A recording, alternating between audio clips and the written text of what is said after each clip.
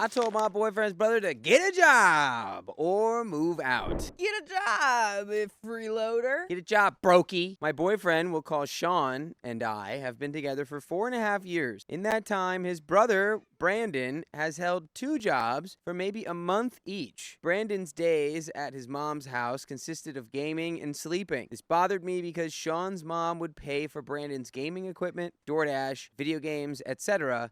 And I was simply jealous. I wanted to be him and not have any responsibility, but it was easy to cope because he was living with his mom, not with me. By the way, this comes from user ReadySystem6511, and if you want to submit your own stories, go to the r/OKStorytime subreddit. I'm Dakota. I'm Angie. And I'm Keon. According to Sean and his mom, Brandon was really social before the vid and had goals and aspirations. Then the pandemic hit during his senior year. He didn't get a graduation and all of his ambition passed away. He succumbed to severe social anxiety and has trouble leaving the house. He had a job at a grocery store for a month, but quit after his boss took his phone. Then got a job delivering pizza, but had a horrible anxiety attack after delivering the wrong pizza and quit. I would be more empathetic to his mental health struggles if he wasn't an a-hole. His whole family accepts that he is an a-hole and says, well, that's just how he's always been. He's blunt and short-tempered, and I don't like the way he treats his cat. He would wake up, game, order DoorDash, take it to his room and eat, and then continue gaming. Sometimes he would go to the gym. This took a huge toll on his mental health, and he was self-harming for a period. He wrote a note,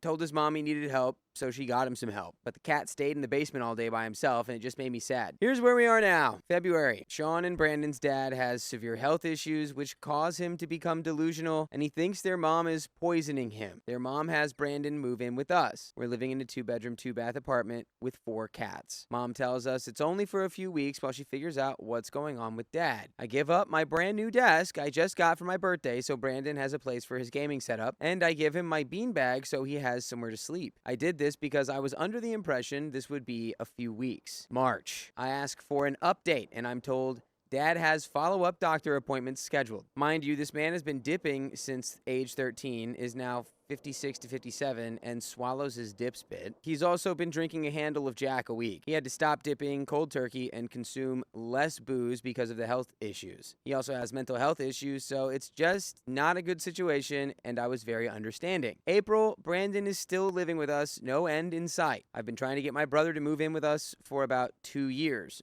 My brother, 20 male, was in a bad relationship, and my mom isn't a great mom, so I wanted my brother to live with us to be in a new environment with a good support system. I finally convinced my brother to move in, and we're getting closer to the date we agreed on, which is July 5th. I asked Sean what the plan is.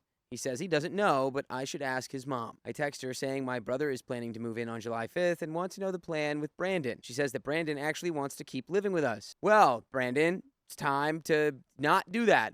You don't get to always get what you want. Yeah, why are we not talking to Brandon directly, too? Why are we... Fully grown Brandon. Yeah. I talk to Sean and say I don't want to live with Brandon, and Sean says if Brandon doesn't get to live with us, then neither does my brother. I say that's fine, and I text my brother and tell him he can't move in because I don't want to live with Brandon. Sean breaks down and says he still wants Brandon to live with us because he's worried about Brandon's mental health, and he's afraid his mom won't see the signs. The joke here is that I'm slowly deteriorating mentally. I, too, struggle with ADHD, which I believe causes my anxiety and depression. There was a 2-month period where I was having an anxiety attack before work every morning, but I still had to go to work, which is where my resentment for Brandon comes from. But fine, I get it. I tell Sean that's fine, but Brandon needs to get a job, and we're getting a house because I'm done living in an apartment. We need space for ourselves, the cats, and Brandon. Sean agrees, and we loosely set a date for Brandon to have a job by June 21st. May. Brandon doesn't seem to be applying for jobs, but apparently applied for 2 to 3 jobs in the month of May. Brandon continues his schedule of waking up, gaming, going to the gym with Sean, coming home, gaming, and going to bed. June. We have found a house and are rapidly approaching June 21st. Sean didn't tell Brandon he needed a job by this date. Our closing is set for July 21st. I tell Sean that Brandon has until July 21st, and Sean says that's unrealistic. I say that's fine. Just come up with a date yourself. Sean takes a few days, Comes back and says August 21st. Fine. I text my brother before we drop off our earnest money to make sure we're still good for July 5th, and he says, actually, I don't want to move in. I'm livid. I go home for lunch and I'm venting to Sean about how pissed I am, and Brandon overhears me and tells Sean he'll do whatever it takes to make sure we can get into this house. Sean and I decide my brother isn't allowed to move in with us for a while. We did not plan on getting a house this year. We got a house because Brandon and my brother both said they wanted to live with us. We got a house that would fit all of us. We can afford the payment ourselves, but had my brother taken the opportunities I gave him to tell me he didn't actually want to move in, we would have gotten a different house. July, home closes. We move in. We get sick the week we're supposed to move, so tensions are high. I'm getting impatient because Brandon still doesn't seem to be applying for any jobs. Sean and I have gotten into countless fights at this point over Brandon needing a job, and Sean saying he's trying, but it's hard for him. My brother comes down to help us move and apologizes for backing out. He says he does want to move in, just not right now. I had a couple drinky poos during this conversation because my dad and I were celebrating. I'm excited because I do really want to live with my brother. I ask him what day and tell him I need a timeline. This is the last I speak of it. August. We are now in the month of August. I have asked Sean numerous times if he still intends to hold Brandon accountable on August 21st. He assures me every time that he will, and that if Brandon doesn't have a job, he will be moving out. I'm getting nervous because it's the 15th and I've heard 0 new updates on a job, but also I'm in the mindset of, don't know, don't care until August 21st. Thanks to my therapist who pointed out how exhausting this is to me. This past Saturday, I asked Sean because I'm genuinely concerned and want to know what's going to happen. Sean admits that he still has not talked to Brandon about needing a job on the 21st. However, Brandon has been waking up still at noon and DoorDashing occasionally for 2 to 4 hours a day and has the money to pay us his portion of the mortgage. I stay calm because we're on the way to a birthday party and I'm just trying to have a good time. Also, I'm broke right now, so $400 off the mortgage payment sounds real nice right now. Sunday. I've had time to digest the conversation, and now I have questions. What was Sean's plan come the 21st? What was he planning to tell me? Have you had 0 communication yourself with this guy who's living in your house? That's what it sounds like, and it's blowing my mind. Would Sean just look at you and not respond? Would he just curl up into a ball and refuse to interact? What's going on? He's been promising that Brandon will no longer live with us if he does not have a job by the 21st. I'm in the shower arguing in my head with Sean, Brandon, and their mom. Sean comes in and asks me what's wrong. I gather my thoughts and tell him Brandon has until October 1st to get a job or move out. Brandon is to apply to 10 jobs a day or he will not be up late gaming. We're going to dinner with his mom on Tuesday and I'm laying all of this out today. Sean texts his mom everything I said, everything I've been feeling, and everything I'm frustrated with, and says it like this is all my idea. He sends me a screenshot, not of the text he sent, but of her response. She basically says Brandon has bad anxiety and that setting a date of October 1st will stress him out and push him to the limit, that he's been more motivated recently and has been DoorDashing and getting up earlier. Still noon, and he is making money for himself and to pay his portion of the mortgage. Mind you, his mom decided herself that he would pay $400, not me and Sean, her. Sean agreed that $400 is enough when I brought up to him that I don't think $400 is enough. Our mortgage is $1,750. $400 is not enough to cover his portion of the mortgage plus utility bills because he's home all day gaming and leaves the lights on and leaves his computer running when he's not using it, blah, blah, blah. Sean and I got into an argument today and Sean says I'm moving the goalpost because of what my standards are for a job. They've been the same this whole time and that I can overlook what my brother did, but I can't overlook Brandon. Every argument we've had about Brandon, Sean brings my brother into it. I feel the only similarity between their situations is their struggle with mental health, and that's it. I ask Sean what I need to do so he quits complaining about the situation with my brother. He gets upset, and I said, he's complaining about my brother, and then says my brother needs to apologize to him for dropping out of moving in at the last second, but he doesn't want my brother to apologize because I told him to. He wants my brother to just know he should apologize to him. I said, fine. My brother won't move in until he apologizes. Brandon has until October 1st to get a job or move out. And if he doesn't, I'm moving out. I will still pay my portion of the mortgage. And by the way, you can pay us with time you spend listening to full episodes with stories like this on your favorite podcast platform. Just search OK Storytime wherever you listen to podcasts. You can get the full archive at your fingertips. Sean hasn't responded to my text because he called his mom and told his mom about the whole conversation. Sean forgot the Ring camera was still inside, so I kept getting Ring camera notifications that someone was at the door, and this is where I'm definitely an a-hole. I listened to their conversation for an hour over the Ring camera. A week ago, Sean told me that if it came down to me or Brandon, he would choose me. Today, he told his mom that if I don't like it, I can leave. He didn't know I was listening though, so I feel this was said in anger. I don't know. Any advice is welcome. As loud as I can possibly say it, leave. I know this is the internet, but it would be great if you could be gentle with the advice. This whole situation has been a nightmare for me. I don't even know who I'm dating anymore. Yeah, and that's the end of that story. Yeah. I don't think you should be dating them. Yeah, I think you that should does really leave them. I went on a date with my friend. Now I'm devastated. Ouch. I've known this guy through mutual friends for around 15 years. We're both in our mid-30s now. We've never talked much one-on-one, but he's always been in my periphery, and I've had a rather large crush on him. I was never sure if the feeling was mutual, despite some long, lingering stares and eye contact across an occasional party. Truthfully, I've always thought that he was too cool for me. By the way, this comes from Zoe Ash, and if you want to submit your own stories, go to the r/OKStorytime subreddit. And I'm Angie. I'm Dakota. And I'm Keon. And OP says, after the vid, I stopped spending much time with that friend group, so it had been almost 5 years since I had seen him. Imagine my shock and excitement when I saw that he slid into my DMs. Uh-oh. We made the usual small talk over messages, for he eventually asked me on a proper date a week later. Our date was this last Friday, and it was amazing.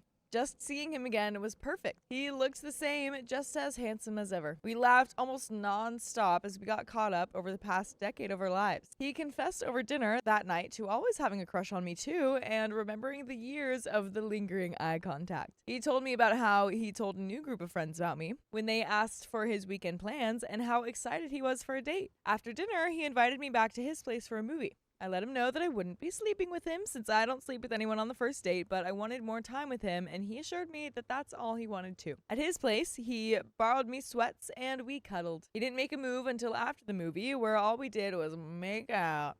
Ew. Ew. Once it was late, we wound up in his bed where we continued to make out, but also talked. Here's where I'm sure I effed up everything. I tend to be a yapper. We joked a little bit about how much he hunts, and I was vegan for a while. I said I understand the hunting because it can be a peaceful activity, the sitting and waiting, and I've even been on hunting trips before. I just said that I didn't understand the pride in killing, and he assured me that that's not what it was about for him. The whole tone seemed light and silly. We talked about all of our favorite things, favorite colors, numbers, favorite constellations, favorite foods. I like some pretty bizarre out there food combinations, so we poked fun at me for that. We both kept saying how crazy it was that we connected so well after knowing each other for 15 years and never doing anything about it before. He kept saying how much he wanted to see me again, nudging me to check my work schedule and see when I was free. Making comments about how close he lived to my work and how I could come over some night. He'd buy my favorite bottle of wine and grill me up steak or veggie burgers, whatever I wanted. At one point, he said, I'd like to see where this can go. I'm looking for something long-term and not just tonight. We talked a little bit about our last relationships and why they ended. The whole thing was feeling very serious, and again, me being me, I had to yap. I told him I had a confession, one that sucked to make, but that if we were to build something, I had to be honest. I told him that like 8 or 9 years ago, I slept with a mutual friend of ours who asked me to keep it a secret immediately after. He said that that was no big deal at all, and we're all adults with pasts. He also said, why any guy wouldn't be proud to sleep with you is beyond me.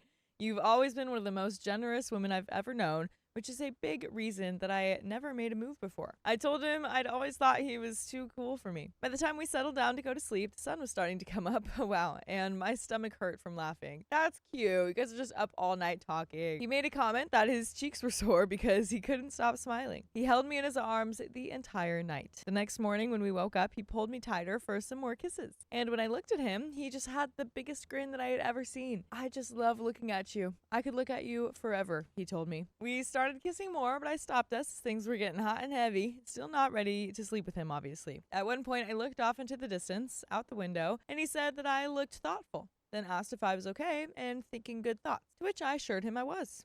A little later, I told him I had to go, and he offered to drive me across town where my car was, still parked at the restaurant. He held my hand the whole way back, telling me that he was free all week, except he had family in town that he'd have to make a little time for. This was not new information. He had mentioned it the night before.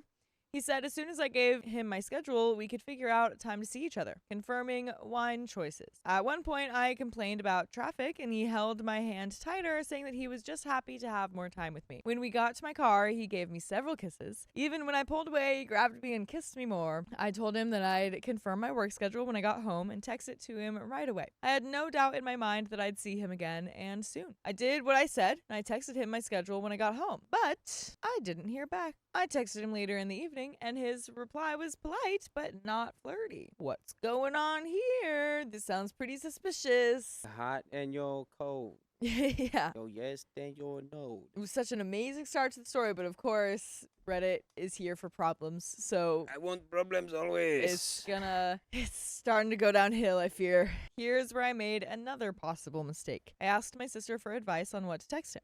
I was excited and wanted to ask him out again. She didn't think that I should. Sent him a text that started with, "Okay, fine.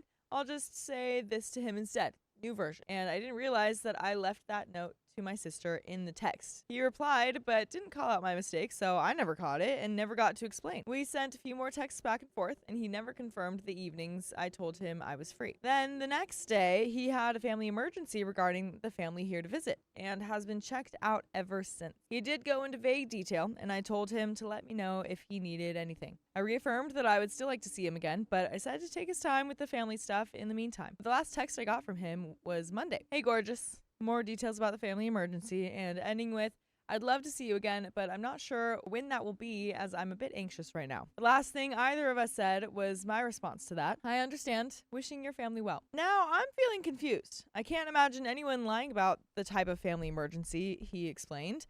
But also, it's nothing that should keep him this preoccupied, so I can't help but think that maybe, just maybe, he exaggerated things to get out of seeing me again. Unless it's a rare worst-case scenario. I'm obviously blaming myself now for the date. Being a little too honest, a little too quirky, and poking a little too much fun involving the hunting thing. Looking back and searching for signs on what I did wrong. That's when I found the glaring text mistake. Oh, I never get this wrapped up in a first date. I think part of it is that I had always secretly hoped that I would get the chance to go on a date with him, and I feel like now the experience and the buildup of 15 years came and went so fast that part of me almost wishes that it never happened at all. The date itself lived up to all of the expectations I had and then some, and I also believed that the feelings were mutual. But now it feels like I'm in the center of a very strategic slow fade, and it's devastating. I feel like I'm mourning an idea, a what if, that I held on to for a long time. So any advice, please? And there are some comments, but what would your advice be? I'd be more like direct about confronting him, like, "Hey, mister, I'm glad there's traffic so I get to spend more time with you. Did you mean anything that you said? Yeah. Did you mean any of that? Or did you just lie to me? Yeah. Were you just love bombing me?" Yeah, it's possible. But we have a consensus from the commenters. They tell OP to wait for him to reach out. And they also advise her to think if the roles were reversed, what would she do in his situation? And we do have an update. I was feeling pretty good all day yesterday about my resolve to not text him. I went to work, to the gym, and while I was sad, I didn't let myself mope. In the evening, I got a text. Not from him, but from my ex, whom I dated 10 years ago. We're still close and talk often. Okay. He's one of the most jaded, realist people I know and never sugarcoats anything for me. If I can count on one person to truly tell me how it is, even if it hurts, it's him. I explained a bit of my situation to him, told him about the date, the immediate aftermath, and the family emergency without going into many details. Again, I want to respect his family's privacy because I never doubted the validity of the story, just the severity with the timing. His advice? Text the man. Actually, his exact words were, "Modern dating is crap, but you don't have to be. You believe the family emergency, so who cares if he's just not that into you? Show up and support him, because that's what good people do, and you're a good person." So I did. I texted him asking for an update, then offered to bring him adult soda from a local brewery and pizza from the place that he told me he loves on my free night next week to take his mind off things. I showed up with genuine care, intention, and a plan. And it worked. He texted back immediately. A long, full update on the situation, an apology for leaving me hanging, and suggestions for pizza toppings. We texted late into the night until it was me that finally suggested that we both go to bed. His texts were no longer just polite, but had a flirty edge again, and excitement. Obviously, I can't predict where things will go from here, but let this serve as a reminder that sometimes you should send that text. Leaving the ball in their court isn't always the best option. And you know what the best option for you is? To listen to full episodes with more stories just like this one on Spotify, iHeartRadio, Apple Podcasts, or whatever your favorite podcast app is. Just search OK Storytime. We've got a comment from OP. The family emergency has unfortunately not passed, and now that I have the full details, it's no mystery to me why he went MIA for a few days.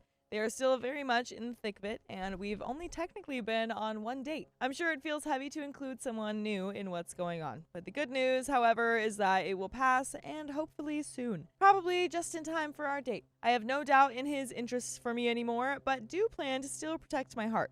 I doubt he's really focused on anything other than his family stuff, so the most important thing I can do right now is to just show up and support him. Just be yourself. Just be yourself. If he, isn't interested in you. I feel like this overthinking definitely could be a wake-up call of how much value you're putting in the situation. And it can still be very valuable, but it is a good time to reflect on hey, I need to not put my self-worth into this situation and into his text messages. Yeah. I'm no longer interested in marriage because my boyfriend took too long. You snooze, you lose, buddy. I, 33 female, have been in a 10-year relationship with my boyfriend Carl, 33 male.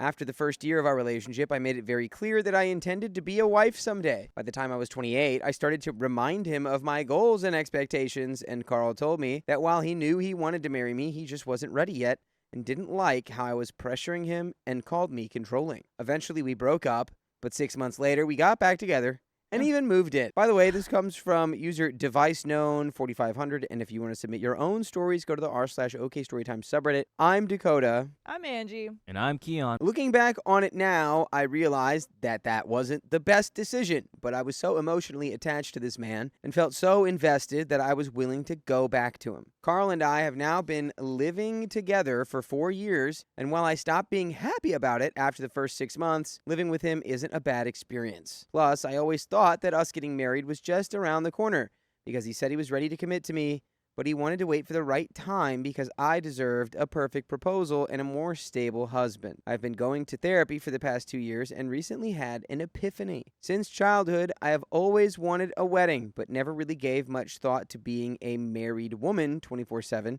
and what that would mean. Given my country's shift in politics and new laws that politicians are trying to pass, I realized that not only am I fine with never getting married, but I'm starting to lean more into no longer possessing the desire to do it. Since then, it feels like I've been set free in a way and started focusing on myself. One of the major things that I've done is tell Carl that I'll no longer assist with babysitting his nephews and niece, and instead focus more of my time into getting certified in something to increase my earning potential and just relaxing. Carl seemed nonchalant about it at first, but then said that we needed to have a sit down when I sent Carl's mom and his brother a text that they had 3 weeks before I stopped helping out completely. Carl said that while he understands my desire for more personal time, it's important to be there and sacrifice for family. I told him that he could switch around his own work schedule and help with the kids, since they're technically his family.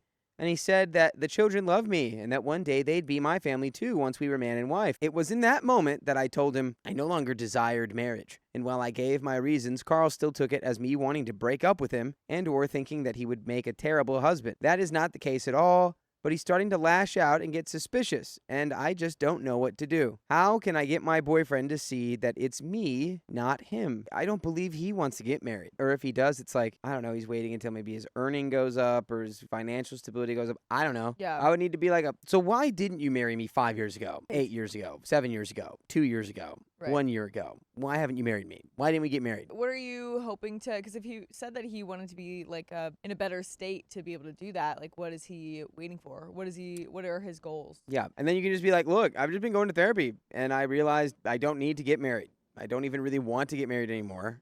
Yeah. It has nothing to do with you. Probably took 10 years to marry me. I would have realized the same thing. Okay, so things were a little tense over the next few days because we were either fighting or just not talking to each other. He even moved into the spare bedroom one day and he stopped giving me money for his share of the streaming services that we both use and I technically pay for. I even got to meet his mom and brother for a little bit. Then, once Valentine's Day was right around the corner, he did a complete 180 and started speaking to me again and even apologized for his initial reaction and seemed really receptive to hearing my reasons. He then told me he planned a special day for us the weekend after Valentine's Day, which I was delighted to hear. On the day of, I woke up to him gone, but with breakfast laid out for me and a text message saying that there was a work emergency and that he had to go in for a couple hours, and told me to go meet him at the movie theater downtown by 3 p.m. I thought, cool. I chilled for a bit, then got ready and headed out. By 2:55 p.m., I sent him a text message asking where he was and responded by saying he accidentally typed the wrong time and that the movie wouldn't start until 5 p.m. And he meant was that he wouldn't be able to leave work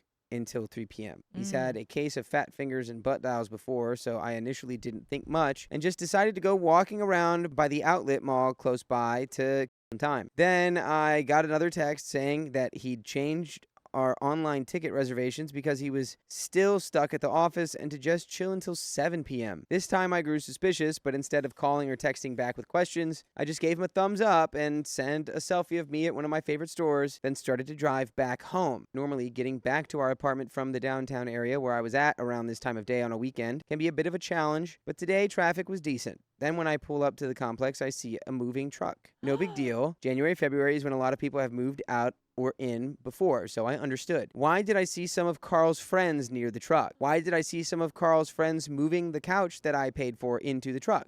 What is happening? What is happening? He's stealing her stuff. Ooh, he's stealing. Ooh, he's stealing. This feels like it's coming out of nowhere. Yeah, it feels psychotic. Yeah. I called the police and told them that I was actively being robbed. I stayed in the car for a while trying to calm myself down until I saw Carl helping a man load my bookshelf into the back of his pickup truck. Oh my God. I got out and confronted him. This man was trying to keep me out of the apartment all day so he could quietly move out and take my furniture. And I say my furniture because I was the one who picked it all out and paid for most of everything, and I readily shared the email confirmation, order numbers, and receipts that I had archived when the police showed up. Oh, The nice. man tried to take my bookshelf because apparently Carl had sold it to him, but that wasn't my problem, and that I'd press charges on everyone if my stuff wasn't back in my place. We got into a huge argument, and the police tried to brush this off as a civil matter since Carl and I lived together, but I went into the station the next day and spoke to a female officer who was of better help. My dining room set, spices, blender, groceries, lamps, TV, coffee table, and mattress were gone, but Carl's friends did put back the couch, which was a pullout. The middleman between my landlord and me did speak to Carl about wanting to take his name off the lease, but did not follow the proper protocol and confirming with me that I would take on full responsibility of rent. So I did file a complaint. I ended up leaving the complex, good, I would have suggested the same thing, and moving somewhere else and pressed charges against Carl and his friends, if only to create a paper trail and help in my civil case against my ex. And by the way, you don't need a paper trail to find the full episodes of stories like this on Spotify, iHeartRadio, or Apple Podcasts. Just search OK Storytime. You can listen to the full archive whenever you want. We do have a little bit more story left, but oh my God. Some people in the comments are, it's like Sophia Colon says, nah, he's cheating and has a kid with another woman or thinks that she has an affair. What do you think the reason is for all of this? Because she said she didn't want to get married anymore. And he's just being a little petty, pathetic worm person. Also, like, that's a stupid way to get her out of the house, though, too. Like, yeah, can you actually, like, I know you've been staying at this mall for 2 hours. Can you stay there for 2 more hours? And even though you can drive home and drive back, like, what? Of course she's going to drive home. She's already been there for 2 hours waiting for you. What a little psycho. Yeah. Made her breakfast. He would probably get to the point of being like, oh, yeah, just, like, start the movie. I'm, like, almost there. Just go in. And then she's just watching the whole movie by herself. Yeah, this guy just needs like a big rubber stamp with like a-hole on it. Yeah. Like just put right on his forehead that he can't remove. Absolutely. In the end, I was able to get some financial compensation for what I lost, and he has until November to pay it all. I wasn't even sad that he didn't want to be with me anymore. I was just pissed off at how he tried to go about it. It's very clear that he wanted to punish me, and I'm so glad that I never ended up marrying this man, Yeah. this little puddle of sludge in the form of a human. I completed my certification, got a promotion, and the pay raise that comes with it. And my dad has agreed to give me the money he was saving for my future wedding as a down payment for a house. After this entire experience, I am now 10 toes down in never getting married. Also, as a side note, since Carl's brother couldn't provide consistent child care on his days, the mother filed for custody, and now Carl's brother pays child support. And that is the end of that story. Yeah, good thing, because she probably wouldn't have thought that, he would do something like this and wouldn't get a prenup, so he would end up with half her stuff anyway if they, got married and then got a divorce or something. So, yeah, good thing, dude. Good thing. Absolutely.